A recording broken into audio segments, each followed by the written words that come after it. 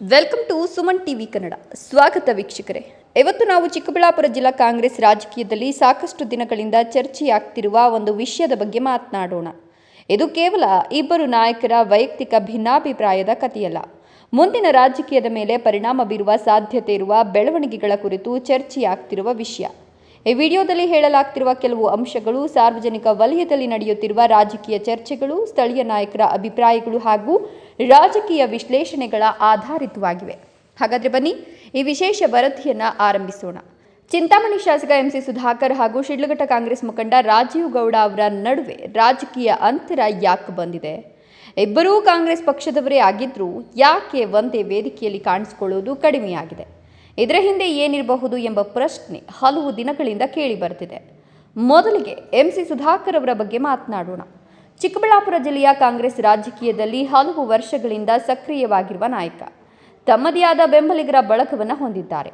ಜಿಲ್ಲೆಯ ಹಲವು ಕ್ಷೇತ್ರಗಳಲ್ಲಿ ಅವರ ಮಾತಿಗೆ ಬೆಲೆ ಇದೆ ಎನ್ನುವುದು ಅವರ ಬೆಂಬಲಿಗರ ಅಭಿಪ್ರಾಯ. ಮತ್ತೊಂದೆಡೆ ಶಿಡ್ಲಘಟ್ಟ ರಾಜಕೀಯದಲ್ಲಿ ಪುಟ್ಟು ಆಂಜನಪ್ಪ ಹಾಗೂ ಎಂಸಿ ಸುಧಾಕರ್ ಅವರ ಆತ್ಮೀಯತೆ ಬಗ್ಗೆ ಸಾಕಷ್ಟು ಚರ್ಚೆಗಳು ನಡೆದಿವೆ. ಚುನಾವಣೆಗೂ ಮುನ್ನ ಕಾಂಗ್ರೆಸ್ ಟಿಕೆಟ್ ಯಾರಿಗೆ ಸಿಗಬೇಕು ಎನ್ನುವ ಪ್ರಶ್ನೆ ಬಂದಾಗ ಪುಟ್ಟು ಆಂಜನಪ್ಪ ಅವರಿಗೆ ಟಿಕೆಟ್ ಕೊಡಿಸಲು ಎಂಸಿ ಸುಧಾಕರ್ ಪ್ರಯತ್ನಿಸಿದ್ರು ಎಂಬ ಮಾತುಗಳು ರಾಜಕೀಯ ವಲಯದಲ್ಲಿ ಕೇಳಿಬಂದಿದ್ವು. ಆದರೆ ಕೊನೆಯ ಕ್ಷಣದಲ್ಲಿ ಕಾಂಗ್ರೆಸ್ ಹೈಕಮಾಂಡ್ ರಾಜೀವ್ ಗೌಡ ಅವರಿಗೆ ಬಿ ಫಾರ್ಮ್ ನೀಡಿತ್ತು. ಇದರ ಹಿಂದೆ ಮುಖ್ಯಮಂತ್ರಿ ಡಿಕೆ ಶಿವಕುಮಾರ್ ಅವರ ಬೆಂಬಲ ಇತ್ತು ಎನ್ನುವ ರಾಜಕೀಯ ವಿಶ್ಲೇಷಣೆಗಳು ಹೊರಬಂದವು. ಟಿಕೆಟ್ ಸಿಗದ ನಂತರವೂ ಪುಟ್ಟು ಆಂಜನಪ್ಪ ಸ್ವತಂತ್ರ ಅಭ್ಯರ್ಥಿಯಾಗಿ ಕಣಕ್ಕಿಳಿದರು. ಆ ಸಂದರ್ಭದಲ್ಲಿ ಎಂಸಿ ಸುಧಾಕರ್ ಅವರ ಬೆಂಬಲ ಅವರಿಗೆ ಇತ್ತು ಎಂಬ ಆರೋಪಗಳನ್ನು ರಾಜೀವ್ ಗೌಡ ಬೆಂಬಲಿಗರು ಮಾಡಿದರು. ಆದರೆ ಈ ಆರೋಪಗಳನ್ನು ಸಂಬಂಧಪಟ್ಟವರು ಒಪ್ಪಿಕೊಳ್ಳಿಲ್ಲ. ಆ ಚುನಾವಣೆಯಲ್ಲಿ ಕಾಂಗ್ರೆಸ್ ಅಭ್ಯರ್ಥಿ ರಾಜೀವ್ ಗೌಡ ಹಾಗೂ ಸ್ವತಂತ್ರ ಅಭ್ಯರ್ಥಿ ಪುಟ್ಟು ಆಂಜನಪ್ಪ ನಡುವಿನ ಪೈಪೋಟಿ ತೀವ್ರವಾಗಿತ್ತು. ರಾಜಕೀಯ ವಲಯದಲ್ಲಿ ಇನ್ನೊಂದು ಚರ್ಚೆ ಏನಂದರೆ, ಕಾಂಗ್ರೆಸ್ ಒಳಗಡೆಯೇ ಕೆಲವರು ರಾಜೀವ್ ಗೌಡ ಗೆಲ್ಲಬಾರದು ಎಂಬ ಲೆಕ್ಕಾಚಾರದಲ್ಲಿ ಕೆಲಸ ಮಾಡಿದ್ರು ಅನ್ನೋದು. ಈ ಆರೋಪಗಳಿಗೆ ಯಾವುದೇ ಅಧಿಕೃತ ದೃಢೀಕರಣ ಇಲ್ಲದಿದ್ದರೂ ಸ್ಥಳೀಯ ಮಟ್ಟದಲ್ಲಿ ಈ ಚರ್ಚೆ ಸಾಕಷ್ಟು ನಡೆಯಿತು. ಅದೇ ಸಮಯದಲ್ಲಿ ಜೆಡಿಎಸ್ ಅಭ್ಯರ್ಥಿ ಬಿಎಂ ರವಿಕುಮಾರ್ ಕೂಡ ಬಲಿಷ್ಠ ಸ್ಪರ್ಧಿಯಾಗಿದ್ದರು. ಹೀಗಾಗಿ ಮತಗಳು ವಿಭಜನೆಯಾಗಿ ರಾಜೀವ್ ಗೌಡ ಸಂಕಷ್ಟಕ್ಕೆ ಸಿಲುಕಿದ್ರು ಎಂಬ ವಿಶ್ಲೇಷಣೆಗಳು ಬಂದವು. ಹಲವರು ಹೇಳುವ ಮಾತು ಏನಂದರೆ, ಕಾಂಗ್ರೆಸ್ ಒಂದೇ ಅಭ್ಯರ್ಥಿಯ ಹಿಂದೆ ಸಂಪೂರ್ಣವಾಗಿ ನಿಂತಿದ್ರೆ ಫಲಿತಾಂಶ ಬೇರೆ ರೀತಿಯಲ್ಲೇ ಇರಬಹುದಿತ್ತು. ಆದರೆ ಅದು ರಾಜಕೀಯ ವಿಶ್ಲೇಷಣೆ ಮಾತ್ರ, ಖಚಿತ ಸತ್ಯ ಅಂತ ಹೇಳಲು ಸಾಧ್ಯ ಇಲ್ಲ. ಈಗ ಪ್ರಶ್ನೆ ಏನಂದರೆ, ಎಂಸಿ ಸುಧಾಕರ್ ಹಾಗೂ ರಾಜೀವ್ ಗೌಡ ನಡುವಿನ ಭಿನ್ನಾಭಿಪ್ರಾಯಕ್ಕೆ ಮೂಲ ಕಾರಣ ಏನು? ರಾಜಕೀಯ ವಲಯದಲ್ಲಿ ಕೇಳಿಬರುವ ಮಾತಿನ ಪ್ರಕಾರ ಇಬ್ಬರ ನಾಯಕತ್ವದ ಶೈಲಿಯೇ ವಿಭಿನ್ನ. ಎಂಸಿ ಸುಧಾಕರ್ ಶಾಂತ ಸ್ವಭಾವದ ನಾಯಕ ಅಂತ ಕೆಲವರು ಹೇಳ್ತಾರೆ. ತಮ್ಮ ಜೊತೆ ಕೆಲಸ ಮಾಡುವವರಿಂದ ನಿಷ್ಠೆಯನ್ನು ನಿರೀಕ್ಷಿಸುತ್ತಾರೆ ಎನ್ನುವುದು ಅವರ ಆಪ್ತರ ಅಭಿಪ್ರಾಯ. ಇನ್ನೊಂದೆಡೆ ರಾಜೀವ್ ಗೌಡ ನೇರವಾಗಿ ಮಾತನಾಡುವ ನಾಯಕ. ಮನಸ್ಸಿನಲ್ಲಿರೋದನ್ನು ಮುಚ್ಚಿಡದೆ ಹೇಳುವ ಸ್ವಭಾವ ಅವರದ್ದು ಅಂತ ಬೆಂಬಲಿಗರು ಹೇಳ್ತಾರೆ. ಈ ವಿಭಿನ್ನ ನಾಯಕತ್ವದ ಶೈಲಿಯಿಂದ ಇಬ್ಬರ ನಡುವೆ ಅಂತರ ಹೆಚ್ಚಾಗಿರಬಹುದು ಅನ್ನೋದು ರಾಜಕೀಯ ವಿಶ್ಲೇಷಕರ ಅಭಿಪ್ರಾಯ. ಚುನಾವಣೆ ಮುಗಿದ್ರೂ ಈ ಭಿನ್ನಾಭಿಪ್ರಾಯ ಸಂಪೂರ್ಣವಾಗಿ ಕಡಿಮೆಯಾಗಿಲ್ಲ ಅನ್ನುವ ಚರ್ಚೆಗಳು ಈಗಲೂ ನಡೀತಿವೆ. ಕಾಂಗ್ರೆಸ್ ಸರ್ಕಾರ ಅಧಿಕಾರದಲ್ಲಿದ್ದರೂ ಇಬ್ಬರು ನಾಯಕರು ಒಂದೇ ವೇದಿಕೆಯಲ್ಲಿ ಹೆಚ್ಚು ಕಾಣಿಸಿಕೊಳ್ತಿಲ್ಲ ಎನ್ನುವ ಮಾತುಗಳು ಕೇಳಿಬರ್ತಿವೆ.